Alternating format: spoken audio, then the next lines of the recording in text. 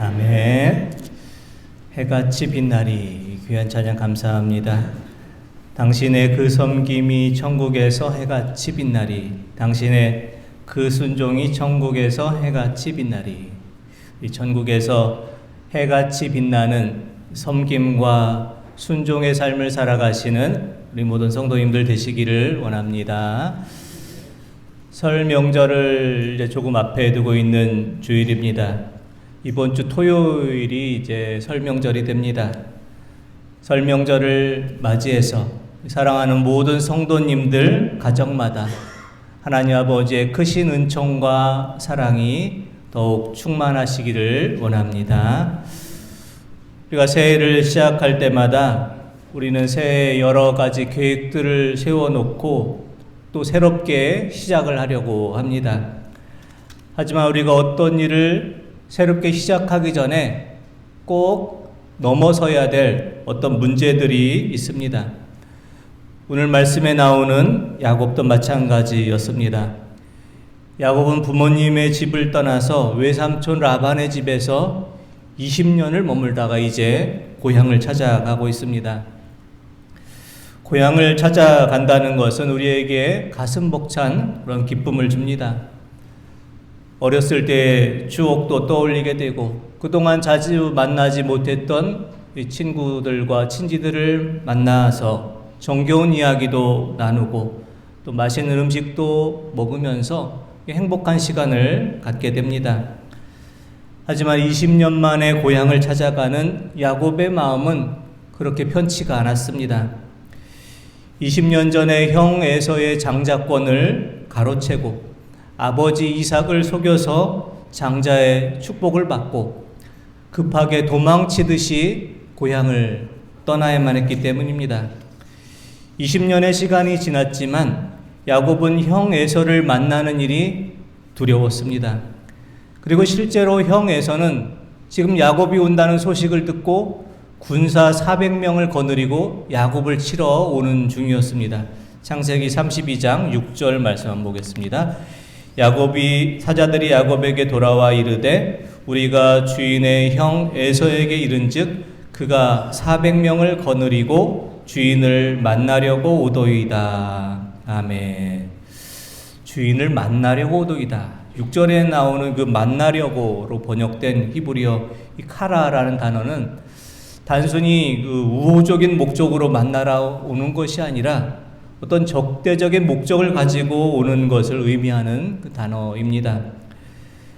에서는 들에서 사냥하는 일에 익숙한 사람이었고 성품이 또 매우 과격한 사람이었기 때문에 형 에서가 지금 군사 400명을 거느리고 온다는 이 소식을 듣고 야곱은 두려움에 떨었습니다. 어떻게 하면 이 어려운 위기를 벗어날까? 야곱이 생각하는 것은 물질을 통해서 해결하겠다라는 방법이었습니다.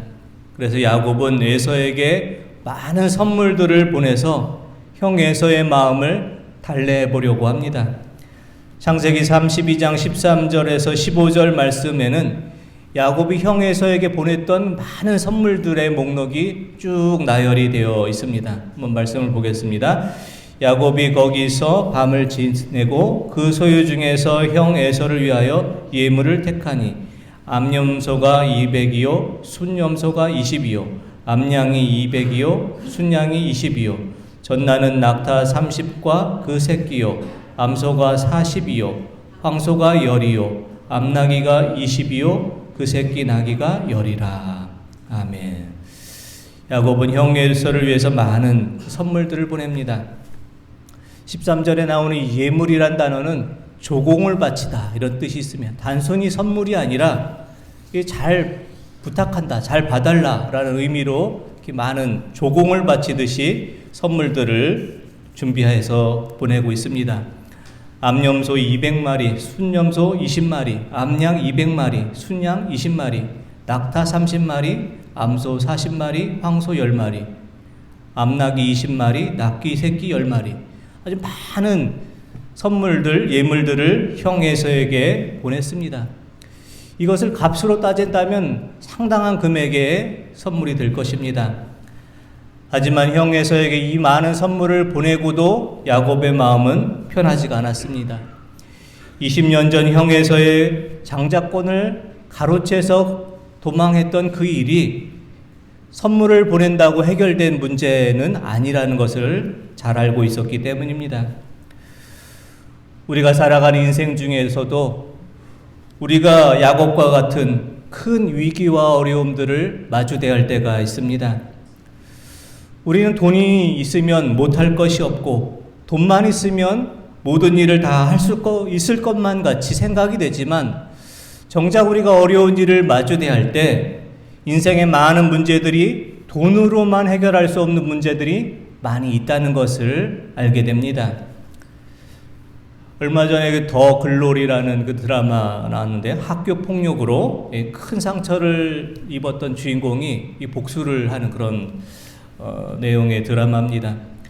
돈으로 모든 것을 해결하고 돈으로 안 되는 일이 없다고 생각하며 살았던 이 박연진이라는 사람은 인생을 살아갈 때 돈으로 해결할 수 있는 일이 오히려 가장 쉬운 문제라는 이 교훈을 얻게 됩니다. 그렇습니다. 우리가 살면서 어쩌면 돈으로 해결할 수 있는 문제는 쉬울 수가 있습니다. 돈으로 해결할 수 없는 그 많은 문제가 정말 어려운 문제들입니다. 그동안 야곱은 돈을 쫓아 살아온 인생이었습니다. 외삼촌 라반에게서 더 많은 가축을 얻어내고자 해서 수단과 방법을 가리지 않고 많은 부를 이루었지만 그것으로 형 에서와의 문제를 해결할 수가 없었습니다. 그렇다면 야곱은 어떻게 형 에서와의 이 문제를 해결하고 인생의 새로운 출발을 시작할 수 있었을까요? 첫 번째, 야곱은 하나님 앞에 간절히 기도함을 통해서 이 위기와 어려움을 넘어서고 있습니다. 창세기 32장 24절에서 26절 말씀 보겠습니다. 야곱은 홀로 남았더니 어떤 사람이 날이 새도록 야곱과 씨름하다가 자기가 야곱을 이기지 못함을 보고 그가 야곱의 허벅지 관절을 치매 야곱의 허벅지 관절이 그 사람과 씨름할 때에 어긋났더라. 그가 이르되 날이 새려하니 나로 가게 하라. 야곱이 이르되 당신이 내게 축복하지 아니면 가게 하지 아니하겠나이다. 아멘. 야곱은 야복강에서 밤을 새워서 하나님의 천사와 씨름을 합니다. 실제로 하나님의 천사와 씨름을 한 것이 아니라 밤을 새워 씨름하듯이 하나님 앞에 간절히 기도했던 것입니다. 얼마나 간절히 기도했던지 야곱의 환도뼈의 관절이 어긋날 정도로 야곱은 간절히 기도를 했습니다. 그리고 마침내 하나님께 응답을 받았습니다. 사랑하는 성도 여러분, 우리가 야곱과 같은 인생의 어렵고 힘든 문제를 마주대할 때 야복강에서 밤을 새워서 기도했던 야곱처럼 우리도 간절히 기도할 수 있기를 원합니다. 우리 앞에 아무리 힘들고 어려운 문제들이 우리를 가로막고 있다 할지라도 기도로 해결되지 않을 문제는 아무것도 없기 때문입니다. 우리가 마주대야 하는 인생의 문제가 아무리 크다고 해도 하나님께서는 우리가 감당하는 그 문제보다 더 크고 놀라운 능력을 가지신 전능하신 하나님이십니다. 밤을 새워 야복강에서 씨름하듯이 간절히 기도했던 야곱처럼 하나님의 손을 꼭 붙잡고 간절히 기도하심으로 인생의 모든 문제들이 해결함을 얻는 우리 모든 성도님들 되시기를 원합니다. 두 번째, 야곱은 위기 앞에서 새로운 인생을 결단하고 변화된 인생을 살게 되었습니다. 창세기 32장 27절에서 28절 말씀 보겠습니다. 그 사람이 그에게 이르되 내 이름이 무엇이냐? 그가 이르되 야곱이니이다. 그가 이르되 내 이름을 다시는 야곱이라 부를 것이 아니요 이스라엘이라 부를 것이니 이는 내가 하나님과 및 사람들과 겨루어 이겼음이니라. 아멘. 하나님께서는 하나님의 손을 꼭 붙잡고 놓지 않고 하나님 앞에 매달려 기도하는 야곱을 향해서 이렇게 물어보고 계십니다. 내 이름이 무엇이냐? 하나님께서 야곱의 이름을 몰라서 이름을 물어보신 것이 아니라 이름은 그 사람의 인생을 의미합니다. 너는 어떤 인생을 살았느냐? 이렇게 물어봤을 때 야곱은 이렇게 대답합니다. 하나님, 제 이름은 야곱입니다. 야곱이란 이름의 뜻은 발 뒤꿈치를 잡은 자, 이런 뜻입니다. 야곱의 인생은 다른 사람의 발 뒤꿈치라도 잡아서 그를 이기려고 수단과 방법을 가리지 않고 상대방을 이기기 위해서 싸워왔던 그런 인생이었습니다. 야곱은 평생 동안 다른 사람의 발 뒤꿈치를 붙잡고 다른 사람을 이기기 위해서 수단과 방법을 가리지 않는 그런 인생을 살아왔습니다. 하나님께서 야곱을 향해서 이와 같이 말씀하십니다. 다시는 내 이름을 야곱이라 하지 말고 이스라엘이라 하라. 하나님께서 야곱에게 이스라엘이라는 새 이름을 주셨습니다. 이스라엘이란 이름의 뜻은 하나님과 더불어 승리하였다라는 뜻입니다. 다른 사람의 발뒤꿈치를 붙잡고 살았던 야곱은 이제 이스라엘이라는 새 이름을 갖게 됐습니다. 한평생 다른 사람을 이기기 위해서 수단과 방법을 가리지 않고 살았던 야곱은 이제 하나님과 더불어 살아가는 사람, 하나님의 이름을 앞세워 사는 사람이 되었습니다. 야곱에서 이스라엘로 변화된 야곱처럼 하나님을 만난 후 우리의 인생의 모습과 방향이 바뀌어지기를 원합니다. 하나님을 만나고 우리의 삶의 목적과 방향이 바뀌어질 수 있기를 원합니다. 야곱에서 이스라엘로 하나님과 더불어 이기는 인생, 하나님의 이름을 앞세워 승리하는 인생으로 살아가시는 우리 모든 성도님들 다 되시기를 원합니다. 세 번째, 야곱은 위기의 시간을 경험한 이후에 하나님의 얼굴을 본 사람이 되었습니다. 창세기 33장 10절의 말씀 보겠습니다. 야곱이 이르되 그렇지 아니하니이다. 내가 형님의 눈앞에서 은혜를 입었사오면 청하건대 내 손에서 이 예물을 받으시옵소서. 내가 형님의 얼굴을 배운즉 하나님의 얼굴을 본 것 같사오며 형님도 나를 기뻐하심이니이다. 아멘.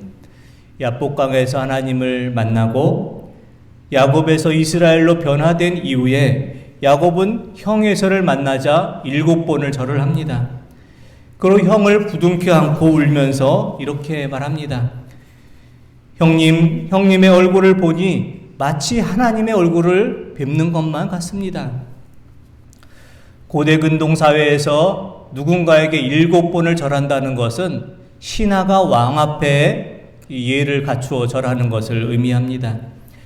야곱은 마치 신하가 왕 앞에 엎드려 절하듯이 형 에서에게 7번 절을 하면서 자신의 잘못을 진심으로 뉘우칩니다.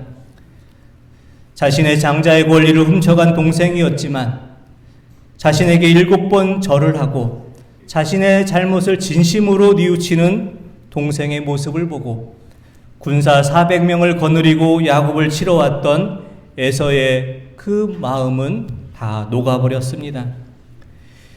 형 에서는 그 얼굴을 통해서 하나님의 얼굴을 보았다라는 그 야곱의 말을 듣고 그 진심 어린 회개를 통해서 20년간 야곱을 괴롭혀왔던 해묵은 문제들이 다 해결이 되었고 야곱과 에서는 서로 부둥켜 안고 진정한 화해를 하게 되었습니다.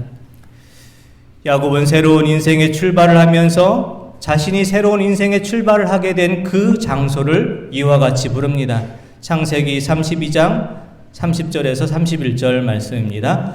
그러므로 야곱이 그곳 이름을 분이엘이라 하였으니 그가 이르기를 내가 하나님과 대면하여 보았으나 내 생명이 보존되었다 함이었더라.